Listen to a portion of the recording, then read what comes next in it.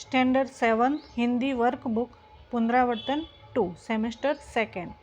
पहला है निम्नलिखित वाक्यों में योग्य विराम चिन्ह का प्रयोग कर वाक्य फिर से लिखिए। तो विराम चिन्ह का प्रयोग करना है। पहला है पेड़ परोपकारी होते हैं, तो पेड़ परोपकारी होते हैं। उसके बाद फुल स्टॉप लिख देना है। फिर वाह कितना अच्छा गाना है, तो वाह कितना अच्छा गाना है। छुट्टियों में आप कहाँ घूमने जाते हैं, तो छुट्टियों में आप कहाँ घूमने जाते हैं, प्रश्नवाचक चिन्ह।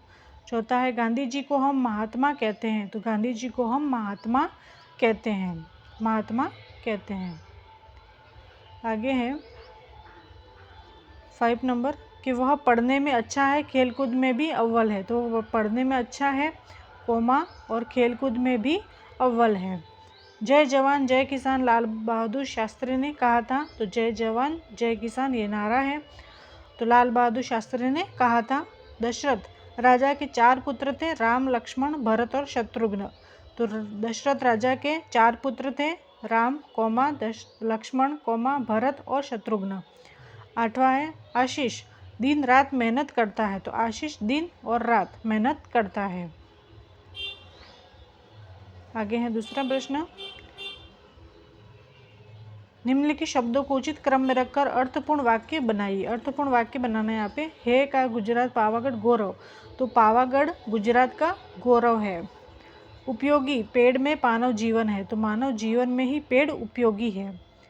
चाहिए समय हमें खेलते रहना सावधान, तो खेलते समय हमें सावधान रहना चाहिए। संगति की लोगों हमें चाहिए सज्जन करनी, तो हमें सज्जन लोगों की संगति करनी चाहिए।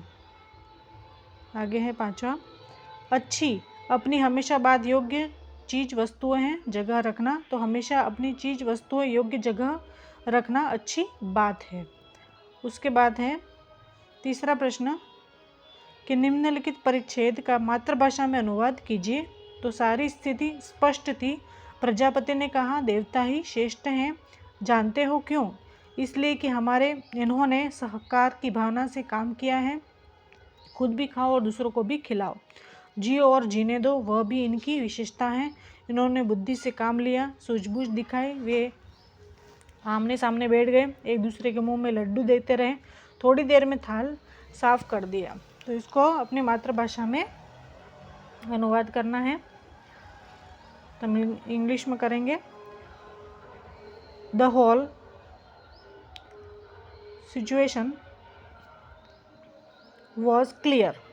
Lord Brahma, the creator, said gods are the best, यानी गॉड है वो बेस्ट है। Do you know why? Because they have worked with spirit of cooperation, eat yourselves and make other eat, live and at live, जीने दो और जियो और जीने दो। It was their peculiarity, they worked with intelligence, they showed understanding, they sat in front of one another, they kept on putting laddus in one other's mouth, and in no time the plate became empty, यानी खाली हो गई plate एक दूसरे को लड्डू खिलाते हुए। उसके बाद चौथा प्रश्न है कि निम्नलिखित अर्थपूर्ण कहानी को अपने शब्दों में लिखिए और रूप में पूर्ण कीजिए। तो यहाँ पर कहानी दे रखी है कि रामपुर नामक गांव था, उस गांव में भोलू नाम का एक लड़का रहता था। वो पढ़ाई करता था। एक दिन वो पाठशाला जा रहा था, रास्ते में उसे रेल की पटरियों को पार करना पड़ता था। उसने देखा कि रेल की पटरी एक जगह से उखड़ी हुई है। भोलू ने सोचा कि इससे तो बड़ी दुर्घटना हो सकती है। उसी समय रेलगाड़ी दूर से आ रही थी। भोलू ने उसे देखा। संजोग से भोलू ने उस दिन लाल कमीज पहनी हुई थी। तुरंत उसने सोचा, बच्चों अब आप रेलगाड़ी की दुर्घटना से बचाइए। तो इसको अपने शब्दों में लिखना है इस कहानी को कि उसी समय रेलगाड़ी दूर से आ रही थी। भोलू ने उसे देखा और उसने सोचा लाल झंडी दिखाने पर गाड़ी रुकती है, लेकिन यहाँ लाल झंडी लाए कहाँ से? संयोग से भोलू ने उसी दिन लाल कमीज पहनी हुई थी। उसे एकाएक ख्याल आया कि उसकी कमीज भी लाल है। भोलू ने तुरंत अपनी कमीज निकालकर झंडी की तरह गाड़ी की ओर लहराई। लाल झंडी देखते ही ड्राइवर ने गाड़ी रोक दी, बता दी एक बड़ी दुर्घटना होते होते रह गई। भोलू ने सारी बात ड्राइवर को यात्रियों की जान बचाने के कारण ड्राइवर ने उस लड़के को शाबाशी दी और सरकार ने उसे पुरस्कार देकर सम्मानित किया। उसने बहुत बड़ा एक्सीडेंट होने से बचा लिया। 5वां प्रश्न है कि सवाल हमारे, जवाब आपके और हंसी सबकी। पूछे गए प्रश्नों के ऐसे जवाब दीजिए कि मुस्कान के मोती बन जाए। कि आपको ऐसा जवाब देना है ताकि आपकी हंसी निकल जाए।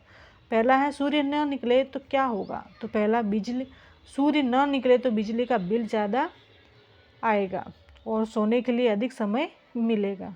दूसरा है बारिश के बाद बिजली क्यों होती है। तो बारिश को डरा कर भगाने के लिए बारिश के बाद बिजली होती है। तीसरा, अंग्रेजों ने भारत में पहला कदम रखा फिर क्या किया। तो अंग्रेजों ने भारत में पहला कदम रखा फिर उन्होंने अपना दूसरा कदम रखा। आगे है चौथा कि दादाजी के सिर के बाल सफ़ेद और मूंछों के बाल काले क्यों हैं। तो दादाजी के सिर के बाल सफ़ेद और मूंछों के बाल काले हैं क्योंकि सिर के बाल मूंछों के बालों से लगभग 20 साल बड़े हैं। 20 साल बड़े हैं इसलिए।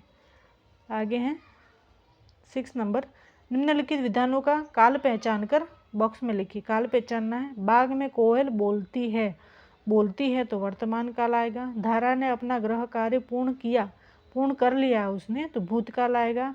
मैं पूरी लगन से पढ़ूंगा तो भविष्यकाल। मिट्टी से खुशबू आ रही है तो वर्तमान काल। बाढ़ के कारण कई मकान गिर पड़े हैं तो भूतकाल। मैं डॉक्टर बनूंगा तो भविष्यकाल। आगे है ब,